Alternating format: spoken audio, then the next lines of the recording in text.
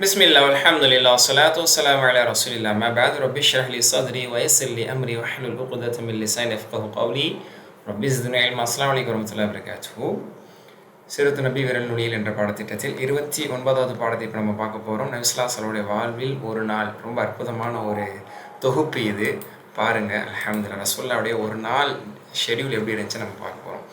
நபி ஸல்லல்லாஹு அலைஹி வஸல்லம் அவர்கள் நம்மளுடைய பகலையும் இரவையும் நபி ஸல்லல்லாஹு அலைஹி வஸல்லம் வழக்கத்திற்கு ஏற்ப மாற்றுறதுக்கு நம்ம முயற்சி செய்யணும். அதான் ஒரு நாள் ரசூலுல்லாஹ்வோட வாழ்க்கை எப்படி இருக்குன்னு நம்ம தெரிஞ்சுக்க போகிறோம். அப்போ அதுக்கு முன்னாடி நம்மளோட மனநிலை என்னவாக இருக்கணும், ரசூலுல்லாஹ்வோட வாழ்க்கையில் நம்மளுக்கான முன்னுதாரணம் இருக்குங்கிறனால அவங்களோட லைஃப்லேருந்து இப்போ நம்ம எடுத்துக்க போகிறோம்.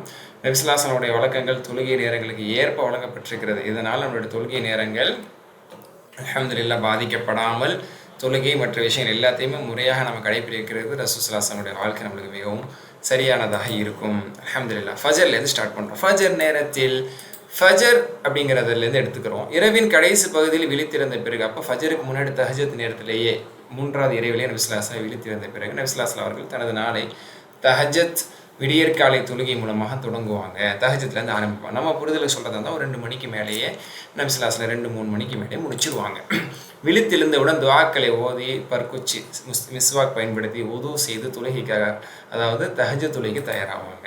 தஹஜத் தொழுகையின் போது நபி ஸல்லல்லாஹு அலைஹி வஸல்லம் பெரும்பாலும் நீண்ட நேரம் பெரிய பெரிய சூறாக்கள் அத்தியாயங்களை ஓதி தொழுவாங்க. கால்கள் வீங்கு வரைக்கும் கூட தொழுதுருக்காங்க. இந்த ஃபஜருக்கு முன்னாடி தஹஜத் நபி ஸல்லல்லாஹு அலைஹி வஸல்லம் அவர்கள் செய்யக்கூடிய இபாதத். மாஷா அல்லாஹ். தஹஜத் தொழுத பிறகு சிறிது நேரம் ஓய்வு எடுப்பாங்க. ஃபஜர் வரைக்கும், பாங்க சொல்கிற வரைக்கும், அதான் கேட்குற வரைக்கும் நபி ஸல்லல்லாஹு அலைஹி வஸல்லம் என்ன செய்வாங்க, அப்படியே லேசாக படுத்து உறங்குவாங்க. அதாவது டீப் ஸ்லீப்புக்கு போயிட மாட்டாங்க. ஒரு மிதமான ஒரு தூக்கத்தில் அவங்க இருப்பாங்க. வீட்டில் ஃபஜர் தொழுகை தலைமை தாங்குவதற்காக வேண்டி செல்வதற்கு முன்பே வீட்டில் என்ன செஞ்சுக்கிறாங்க, 2 ரக்காயத்து முன் சொன்னதை தொழுதுருவாங்க. பாங்க சொன்னதுக்கப்புறம் எந்திரிச்சு உதவு செஞ்சு வீட்டில் எவ்வளோ செஞ்சு வீட்டில் முன் சொன்னது 2 ரக்காயத்தை தொழுதுருவாங்க.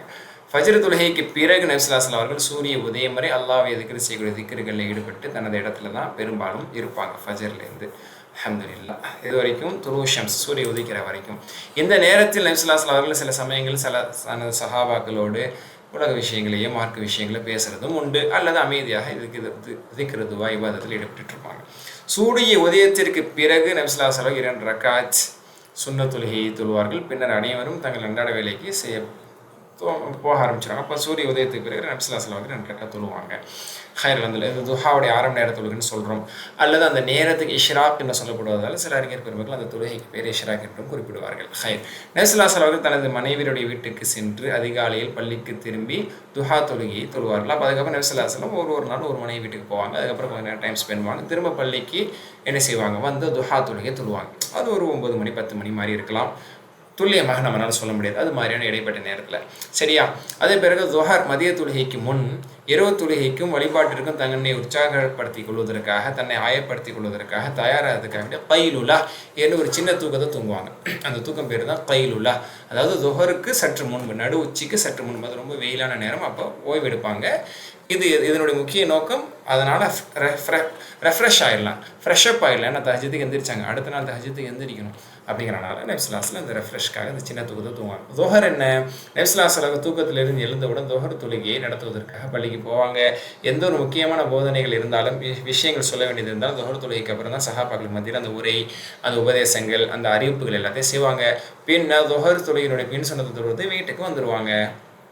சில நேரங்கள் நபி ஸல்லல்லாஹு அலைஹி வஸல்லம் அவர்கள் தனது தோழர்களோட நேரத்தை செலவிட அல்லது பல்வேறு பணிகளை செய்வதற்காக பள்ளிக்கு திரும்ப போவாங்களாம். இப்போ வீட்டுக்கு வர்றாங்களா, திரும்ப பள்ளிக்கு, ஏன்னா அது துஹர் அஸ்ருங்கிறது ஒரு கேப் இருக்குது. அப்போ எதுக்காகலாம் போவாங்க, நோயாளியை சந்திப்பதற்காக ரசூலுல்லாஹி ஸல்லல்லாஹு அலைஹி வஸல்லம் போகிறது உண்டு. அழைப்புகளுக்கு பதிலளிப்பதற்கு, யாரும் அழைத்தாங்க அல்லது விருந்துக்கு அழைத்தாங்க, ரசூலுல்லாஹ் சந்திக்கணும்னு வந்திருந்தாங்கன்னா அவங்கள பார்க்கறதுக்காக போகிறது, அல்லது தேவை உள்ளவங்களுக்கு உதவி செய்கிறதுக்காக போகிறது, அல்லது சந்தை கவனித்தல்னா என்ன, கடை தெருவுகளுக்கு போய் வியாபாரம் அந்த ரீதியாக போகிறது, அது கவனிக்கிறது, கண்காணிக்கிறதுக்காக போவாங்க. கலந்துரையாடல்கள் அல்லது உதவிக்காக, தனி நபர்களை சந்திப்பதற்காக, இந்த மாதிரியான விஷயத்துக்காகவும் பர்பஸ்க்காகவும் பள்ளிக்கு நபி ஸல்லல்லாஹு அலைஹி வஸல்லம் அவர்கள் இந்த மதிய வேளையில் போகிறது உண்டு. அசர் நேரத்தில் நபி ஸல்லல்லாஹு அலைஹி வஸல்லம் அவர்கள் அசர் தொழுகை அதற்குரிய நேரத்தில் சீக்கிரமாக நிறைவேற்ற விரும்புவார்கள். அசர் ரொம்ப தாமதிக்க மாட்டாங்க, விரைவாக அந்த வக்து வந்த உடனே தொழுகிறதுக்கு விரும்புவாங்க. பெரும்பாலும் நபி ஸல்லல்லாஹு அலைஹி வஸல்லம் அந்த ஒரு பொருளுடைய நிழல் 1 மடங்கு ஆனதுமே அசர் தொழுகை தொழ வச்சுருவாங்க அவ்வளோ வக்திலேயே. சரி, அசருக்கு பிறகு நபி ஸல்லல்லாஹு அலைஹி வஸல்லம் தனது மனைவியை சந்திப்பதற்காக, அவங்களுடைய நலன் விசாரிப்பதற்கு, அவங்களோட நேரம் ஸ்பெண்ட் பண்ணுறதுக்கு அசருக்கு அப்புறம் போகக்கூடிய வழமை இருக்குது. எப்போதாவது அனைத்து மனைவிமார்களும் ஒரே இடத்தில் கூடினால், ஏதாவது ஒரு வீட்டில் எல்லா மனைவிமார்களும் ஒரே இடத்துல இருந்தாங்கன்னா அங்கேயே எல்லாரோட இருந்து என்ன செய்வாங்க, நேரத்தை ஸ்பெண்ட் பண்ணி, அப்படி நிறைய பேர் இருந்தாங்கன்னா மகரிப் வரைக்கும் கூட நபி ஸல்லல்லாஹு அலைஹி வஸல்லம் அவர்கள் டைம் ஸ்பெண்ட் பண்ணுவாங்க அந்த வீட்டில் எல்லா மனைவிமார்கிட்ட பேசுகிறதோட. சரிங்களா? மகரிப் தொழுகையின் போது நபி ஸல்லல்லாஹு அலைஹி வஸல்லம் அவர்கள் அடிக்கடி குர்ஆனில் இருந்து சிறிய சூறாக்களை தான் ஓதுவாங்க. மகரிப் தொழுகையில் ஷார்ட்டை தான் தொழுவைப்பாங்க. மகரிப் தொழுகைக்கு அப்புறம் நபி ஸல்லல்லாஹு அலைஹி வஸல்லம் சுன்னத் மற்றும் உபரியான தொழுகைகள், திக்ரில் ஈடுபடுவது ஆகியவற்றில் ஈடுபடுவாங்க. மேலும் மார்க்க ஆலோசனை மக்களை வழி நடத்தும். அப்போ பள்ளியிலே இருப்பாங்க. மகரிப் தொழுகை பின் சுன்னத்து தொழுதுட்டு மற்ற உபரியான தொழுகைகளை தொழுவது, ஆலோசனை செய்வது, இந்த மாதிரியான விஷயங்கள் எல்லாத்துலேயும் மகரிப் தொழுகை பின் நபி ஸல்லல்லாஹு அலைஹி வஸல்லம் ஈடுபடுவாங்க.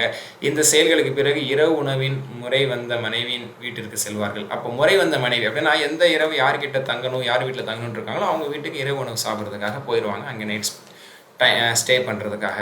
உணவு கிடைத்தால் அங்கேயே இரவு உணவை அவர்கள் சாப்பிடுவார்கள். சில நேரத்தில் உணவு கிடைக்காத சூழ்நிலையும் இருக்குது. அதுக்காக அதை சொல்கிறாங்க. சரிங்களா? இது மகரிப்பை பற்றி. அடுத்து இஷா நேரத்தில், இஷா தொழுகைக்கான நேரம் வந்தவுடன் நபி ஸல்லல்லாஹு அலைஹி வஸல்லம் அவர்கள் இஷா தொழுகையை நிறைவேற்றுவார்கள். இஷா வக்து வந்த உடனே இல்லை, சில நேரத்தில் தாமதித்து நிறைவேற்றுவாங்க. அப்படி இருக்குது. முஸ்லீம்கள் நல்வாழ்வு தொடர்பான விஷயங்கள் ஏதேனும் இருந்தால் தொழுகைக்கு பிறகு முஹாஜிரீன்கள், அன்சாரிகள் போன்ற முக்கிய தோழர்களை அழைத்து அவங்களோட பேசுவாங்க. இல்லை என்றால் இஷாவுக்கு பிறகு உடனே வீட்டுக்கு போதான் நபி ஸல்லல்லாஹு அலைஹி வஸல்லம் விரும்புவாங்க. அதிகமான நேரம் பேச மாட்டாங்க. சரிங்களா? ஏன்னா இஷா தொழுகை பிறகு தேவையற்ற உரையாடல்கள் நபி ஸல்லல்லாஹு அலைஹி வஸல்லம் விரும்ப மாட்டார்கள். ஆனால் தேவைப்படும் போது அத்தியாவசியமான தேவைகளுக்கான பேச்சுக்களை பேசுவாங்க. எப்போதாவது அவர்கள் அனைத்து மனைவிகளோடும் அவர்கள் இரவு தங்கியிருக்கும் வீட்டில் கூடுவார்கள். அதாவது எந்த வீட்டில் நபி ஸல்லல்லாஹு அலைஹி வஸல்லம் உதாரணத்துக்கு தங்க போகிறாங்களோ அந்த வீட்டுக்கு எல்லா மனைவிமார்களும் சில நேரத்தில் வந்து ஒன்று கூடிடுவாங்க. அப்போ எல்லாரோட நபி ஸல்லல்லாஹு அலைஹி வஸல்லம் அவர்கள் நீண்ட நேரம் பேசுகிறது, அவங்களுக்கு அட்வைஸ் பண்ணுறது, அவங்களுக்கான தேவைகளை பூர்த்தி செய்வது, அவங்களுக்கான அறிவுரைகளை சொல்லுவது, இது எல்லாத்தையுமே நபி ஸல்லல்லாஹு அலைஹி வஸல்லம் அவர்கள் செய்வாங்க.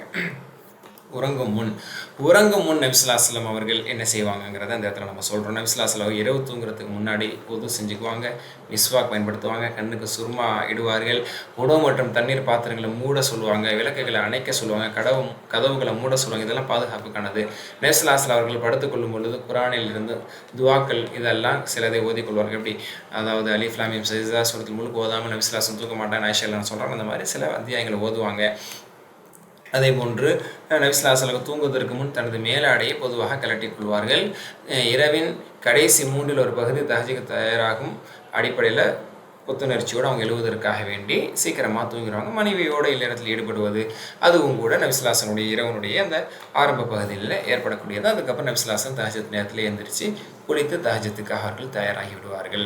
அப்படி இல்லறத்தில் ஈடுபட்டு திரும்ப தூங்குவதாக இருந்தால் ஒது செய்து கொள்வார்கள். உடனடியாக குளிக்க வேண்டும் என்று கட்டாயம் இல்லைங்கிறனால உடனடியாக குளிப்பதும் உண்டு, அல்லது தஹஜ்ஜுத் நேரத்தில் எழுந்து குளிச்சுக்கலாங்கிற அடிப்படையில் ஒது செய்து விட்டு அவர்கள் தூங்கிவிட்டு தஹஜ்ஜுத் நேரத்தில் எழுந்து திரும்ப ஒது செய்து அவர்கள் குளிப்பார்கள் என்பதை நம்ம ரசூலுடைய வாழ்க்கையில் பார்க்க முடியும். சரிங்களா? இன்னும் விரிவாக நம்ம படிக்கணும். ரசூலுடைய சீராவுடைய புத்தகங்களை படிக்கும்போது நபி ஸல்லல்லாஹு அலைஹி வஸல்லம் வாழ்க்கைகள்லாம் எப்படி எப்படி இருந்தது, நபி ஸல்லல்லாஹு அலைஹி வஸல்லம் எப்படி எப்படிலாம் என்னென்ன திக்ருகள் துவாக்கள் செஞ்சாங்கிறத நம்ம தெரிஞ்சுக்க முடியும். சரிங்களா? குறிப்பிட்ட சூழ்நிலைக்கு நபி ஸல்லல்லாஹு அலைஹி வஸல்லம் பயன்படுத்திய துவாக்களை மனனம் செய்து ஓதுறதுக்கு நம்ம முயற்சி செய்யணும். உதாரணத்துக்கு ரசூலுல்லாஹ் எந்திரிச்ச உடனே துவா ஓதுவாங்க, கழிவறைக்கு போகிறதுக்கு முன்னாடி துவா ஓதுவாங்க, ஒழு செய்யும் போது துவா ஓதுவாங்க, ஒழு செஞ்சதுக்கப்புறம் துவா ஓதுவாங்க, பாங்க அழைப்பு நேரத்தில் துவா ஓதுவாங்க, பள்ளிவாசலுக்கு நுழையும் போது, சாப்பிட்றதுக்கு முன்னாடி, சாப்பிட்றதுக்கு பின்னாடி, ஆடை அணியும் போது, வீட்டை விட்டு வெளியேறும் போது, ஷாப்பிங் செய்யும்போது, அப்படின்னா கடை தெருவுக்கு போகும்போது ஓதக்கூடிய துவா, தூங்குவதற்கு முன்னாடி ஓதக்கூடிய துவா, அப்படி அதில் நிறைய துவாக்கள் இருக்குது. அதை தாண்டி நிறைய இஸ்திக்ஃபார்கள், தஸ்பீகள், இது எல்லாமே இருக்குது. இந்த ரசூலுல்லாஹ்வுடைய துவா புத்தகங்களை நம்ம பார்க்கும்போது ஹிஸ்னுல் முஸ்லீம் போன்ற புத்தகங்கள் வந்து நம்ம எடுத்து படித்து அதையும் நம்ம வாழ்க்கையில் கடைபிடிச்சோம்னா ரசூலுல்லாஹ்வோட ஒட்டுமொத்த வாழ்க்கை இதுதான் அப்படிங்கிறத ஒரு சுருக்கமான முறையில் நம்மளும் கடைபிடிக்க முடியும். இதை தெரிந்து கொள்வதற்காக நம்ம வந்து டே வித் ப்ராஃபட் ஸல்லல்லாஹு அலைஹி வஸல்லம் அப்படிங்கிற ஒரு டாப்பிக்காக நம்ம இதை பார்த்துருக்கோம். அல்ஹம்துலில்லாஹ். இதிலிருந்து நல்ல பாடங்களை எடுத்துக்கொள்வதற்கெல்லாம் நம்ம நசீபு தருவானாக. சுப்ஹானல்லாஹி வ பிஹம்திஹி அஷ்ஹது அல்லா இலாஹா இல்லா அன்த அஸ்தக்ஃபிருக வ அத்தூபு இலைக். அஸ்ஸலாமு அலைக்கும் வரஹ்மத்துல்லாஹி வ பரகாத்துஹு.